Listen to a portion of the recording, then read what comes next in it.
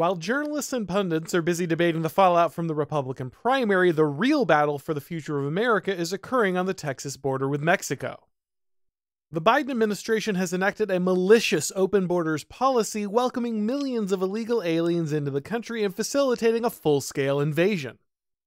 Texas Governor Greg Abbott has attempted to stem the tide by deploying razor wire and authorizing state law enforcement to arrest foreign trespassers.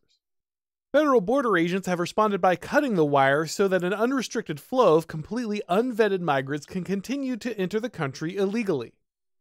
Abbott has taken the unprecedented step of expelling the Border Patrol from the region of Eagle Pass, where many of these illegal crossings took place, but now the Supreme Court has ordered Texas officials to stand down. The time has come for a leader like Abbott to defy the illegitimate ruling of the court and defend the citizens he has sworn to protect. Democracy is a comically easy system to hack. If the current population doesn't reliably support the ruling class, elites can simply import a new population to dilute the influence of the old one.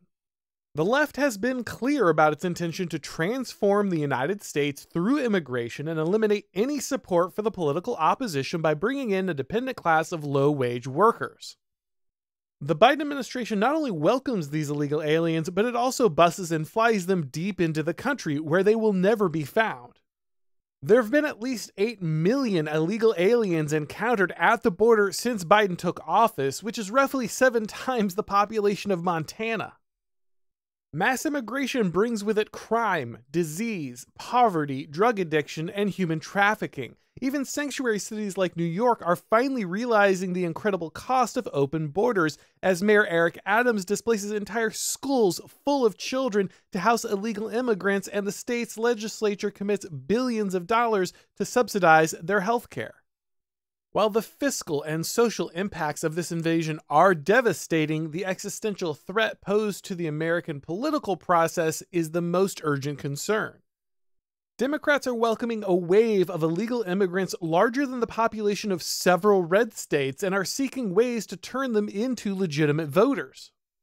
The normalization of mail-in ballots and the rejection of voter identification laws are clear efforts to enable fraudulent voting, but even if that doesn't work, Democrats will have succeeded in transforming the voter base for generations. It's now clear that the immigration problem will not be solved at the federal level. Republicans have paid lip service to border security for decades, but they betrayed the voters at every opportunity. Large corporate donors prefer cheap labor, and the press can manufacture "children in cages" headlines all day long, making it easier to simply turn a blind eye to the devastating impact that the immigration invasion is having on the heartland. If the GOP were an actual opposition party, it would take the left's efforts to alter the machinery of democracy more seriously. But the GOP isn't an opposition party. Republicans are the outer party, Democrats are the inner party, and no one is interested in protecting Red America. The truth is that the GOP is embarrassed by its predominantly white supporters and is just as eager as the Democrats to swap them out for a voter base that would meet the approval of the New York Times editorial page. Donald Trump managed to win the presidency on his promise to build the wall and seal the border, but came up short after facing resistance from both parties.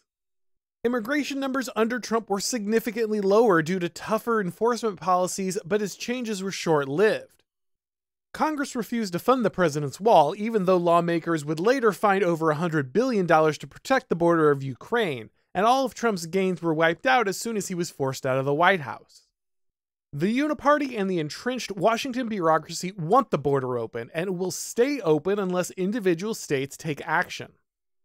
Chief Justice John Roberts and Justice Amy Coney Barrett once again have betrayed the conservatives who put them on the court and affirmed the Biden administration's right to facilitate an invasion. Greg Abbott must defend the citizens of his state and the nation against a hostile regime.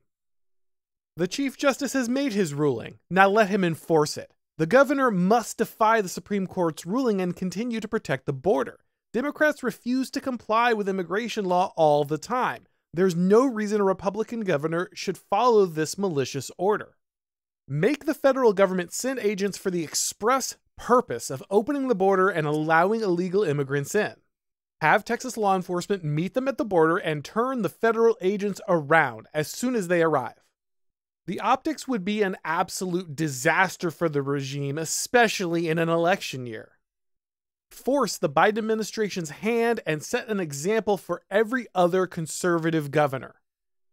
Defend the nation and exercise the kind of self-government on which the United States was founded. A desperate nation, drowning in the financial and social costs of mass illegal immigration, is crying out for leadership, and Abbott can be the man of the hour. The governor's defiance of the Supreme Court would be far more important than any piece of legislation or election, even the presidential contest. The future of the United States rests entirely on the willingness of one conservative governor to tell the federal government to go pound sand. Greg Abbott is uniquely positioned to make history and defend his country. I pray he finds the courage to do just that. Now, this obviously requires an update. I wrote this piece on Tuesday, and I am happy to say that Greg Abbott passed this test with flying colors. In a stunning display of courage and leadership, the governor did indeed tell the federal government to go pound sand, doubling down, deploying more razor wire, and continuing to keep his guard at the border. Very importantly, Greg Abbott also released a statement explaining the legal justification for his actions, citing Texas's constitutional right to defend its own borders against invasion when the federal government refuses to do so. I'm also very happy to tell you that as of recording this video, the governors of 15 other states, including Georgia, Florida, Alabama, Tennessee, Virginia, Oklahoma, and Louisiana, have declared their support for Texas's right to defend its own borders. And some states, like Florida, are even sending people to help Texas. In fact, Ron DeSantis has been doing that for years. So yeah, always nice to be pleasantly surprised and find out that some GOP governors actually have a spine. Very interested to see what happens next. Thanks for watching, guys. If you enjoyed this video, go ahead and click like, and if you haven't subscribed yet, now is a great time to do so. If you'd like to get these broadcasts as podcasts, make sure that you go ahead and subscribe to the Auron MacIntyre Show on your favorite podcast platform. And when you do, leave a rating or a review. It really helps with the algorithm magic. If you'd like to follow me on Twitter or Gab or Substack, if you'd like to watch these videos on Rumble or Odyssey, a link to do all of that is down below in the description. And of course, you can watch all of my episodes and read all of my columns over at The Blaze. Thanks for watching, guys, and as always, I'll talk to you next time.